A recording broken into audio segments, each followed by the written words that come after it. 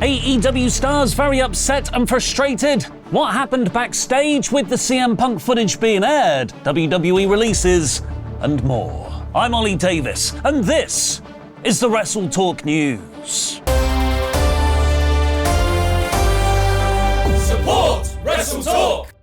We've now had an extra 24 hours to process AEW airing the shoot CCTV footage of CM Punk and Jack Perry's backstage altercation at All In, the incident that led to AEW firing Punk with cause. And with that extra night's sleep and some distance and just a bit of time to emotionally work through what happened, I think today we can all say, with heads that are a little clearer, yep, that was still a terrible idea. That was a really dumb thing to do. Ironically, there's an argument that AEW, by doing this, has largely managed to eradicate wrestling fan tribalism, because everyone from AEW hardcores to WWE stans are united in thinking this made them look second-rate. So how was this decision made behind the scenes? PW Torch's Wade Keller first reported on his podcast that, "I've been checking with people in AEW and I have been told that this was not something the Bucks were in favor of doing. It wasn't their idea. It was Tony Khan's idea that he wanted this out there." He then expanded on this in a written report, giving more context to what he meant by the Bucks not being on board. One prominent AEW source, when asked if the Bucks were initially on board with the idea of airing the Punk footage, said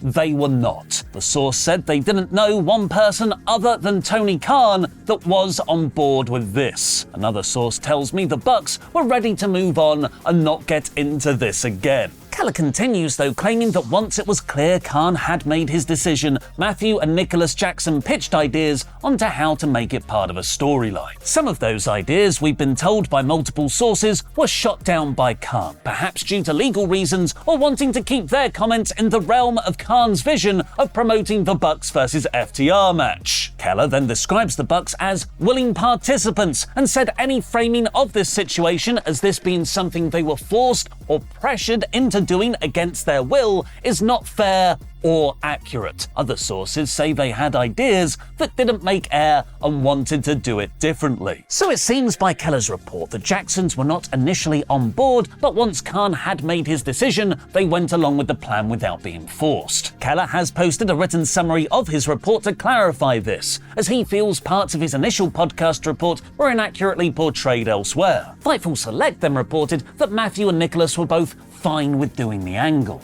I don't know if that necessarily refutes what PW Torch is now claiming in their write-up, as they do say that too, just that the Bucks weren't initially on board. Fightful do corroborate, however, that this was Tony Khan's idea in response to Punk's comments on Ariel Helwani's podcast and the interview shots from WWE at AEW over WrestleMania 40 weekend. Sean Ross Sapp adds that FTR were also on board with the idea, as they thought it would add some social buzz to them versus the Bucks at Dynasty, because FTR are really good judges of social media fallout. No one's heard of any issues between CM Punk and FTR as a result of this. There just might be issues with everyone else. Fightful writes that most people in AEW had tepid reactions to the footage. Tepid reactions, title of your indie wrestling show, as many saw it as a one-night ratings ploy. There was talk, however, of the mood decreasing backstage once the footage had aired, and it created dread over the inevitable social media bullshit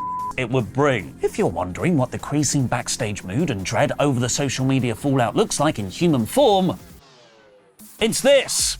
It's Tony Schiavone immediately after they played the clip. The Wrestling Observer team described stronger feelings backstage, with Brian Alvarez claiming the vast majority of reactions in AEW can be summed up as, "Why are we doing this? I can't believe we're gonna show this. Why? Very upset. Disappointed. Is this ship sinking?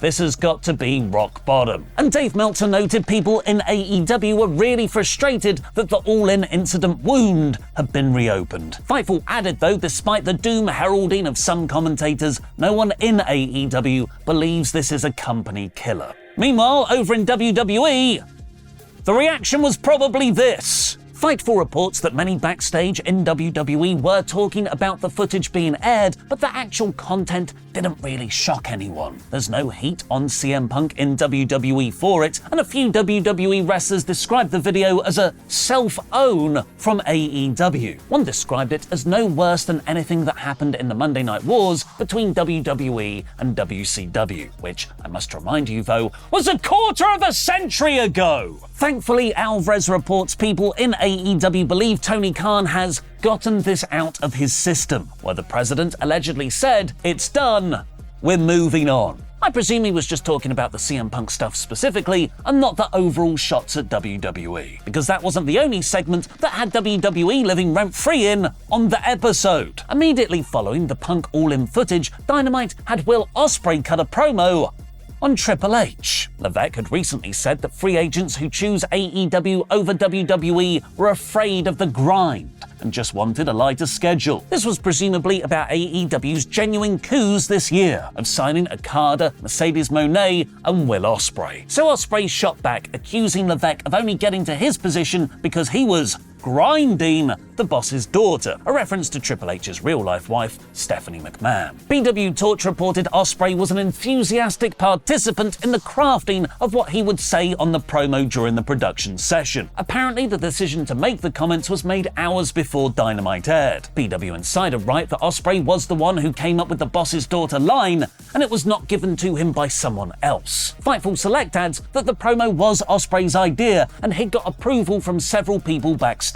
Another shot at Punk in his speech was talked about, but that was considered overkill following the footage being aired on the same show. I personally believe the best response is to let Ospreay wrestle the best matches you've ever seen, which we'll likely get two of next week, as not only will he fight Bryan Danielson at Sunday 21st's Dynasty, he'll also wrestle Danielson's Blackpool Combat Club faction mate Claudio Castagnoli on the Go Home Dynamite. With all that intrigue over playing the CM Punk footage, with Tony Khan taking a huge reputational risk for his promotion, how well did it do in the TV ratings? Nothing to write home about.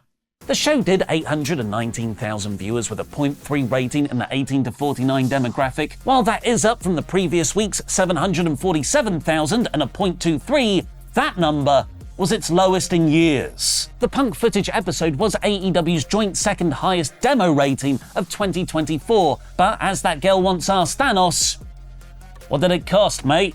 AEW's biggest success this year was the January 17th episode, which pulled in 891,000 and a 0.33 demo, because they expertly promoted a big championship match between Samoa Joe and the young challenger, Hook. Rather than keep Hook a focal point of programming though, he's just become Chris Jericho's latest way to stay relevant. So it's concerning SE Scoops is reporting Hook is interested in exploring his options when his AEW contract expires later this year, and that WWE will likely have interest. Perhaps if AEW focused more on the talent and matches they do have, they could steadily rise to those numbers again, which is why it's a promising sign that Jack Perry might be getting over as a result of all this, with his Scapegoat t-shirt selling out on his official website, while House of Torture's Crimea River design is currently New Japan's top seller. Speaking of top sellers, here's a top sellout. Turbo Jack to say thank you to our brilliant pledge hammers on Patreon. I made his wrestler Turbo Jack. Back in my day, we didn't have no little sissy fight backstage. Back in the 80s, wrestlers were real men. Well, they'd haze you, and they'd call you names, and they'd psychologically torture you. Like when they called old Turbo Jack, they called him Turd. Turdo Jack. That's pretty hurtful.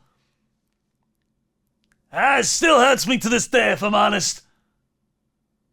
But it was what's best for business. But what's best for your business is signing up to WrestleTalk's Patreon at patreon.com/WrestleTalk, where you get loads of exclusive videos like Luke and all his long-form 6-episode, 150 whatever hour deep dive into the breakup of the Shield, bonus Survival Series episodes, and early access to Monday Night War. The best of you get a shout out on this very show from Turbo Jack, like the bald and brummy Brett Linforth. The Magic Man, Barrett Blade, $100 Man CD over, Shield Maiden, the Zornice, Big Jiggy Josh Madden, Double L Liam Leonard, The Pin, Neko of Success Luke Kelly, Indomitable Michael Abbott, Ryan Disco Stewart, and where there's a Will Campbell. Patreon.com/WrestleTalk.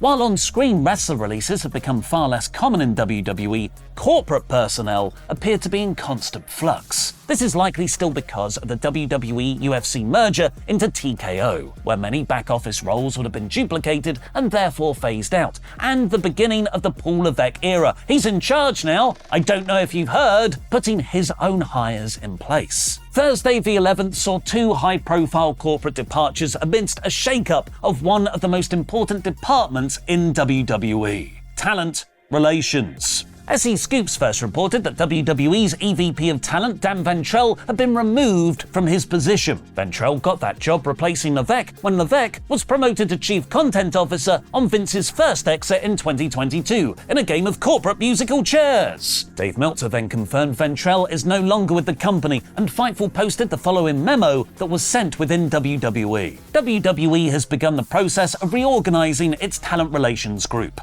Moving forward, Chris Legentil, in addition to his new role in comms, will help us in leading this new group. Matt Altman, in addition to his role in marketing, will be working closely with Chris to help in this endeavor. Talent development and recruiting will now report into Shawn Michaels. All of talent, which includes talent relations, development, and recruiting, will continue to ultimately report into Paul Levesque. As of today, Dan Ventrell will be moving on from WWE. We thank Dan for his tremendous contributions. Sincerely, Nick Khan. Following this, PW Insider added that the Senior Vice President of Athlete ID and Development, Trent Wilfinger, had also departed the company. Wilfinger had been in WWE since 2021. A brand new survival series is up for you to watch now, and it's way more difficult than you think. Here's a clip. Today, Pete Quinnell, Yes. I need you to name me Yes. every single Roman Reigns Universal title defense in reverse chronological order. What? No. That's not the thing I learned. That's not the thing I revised. That's wrong.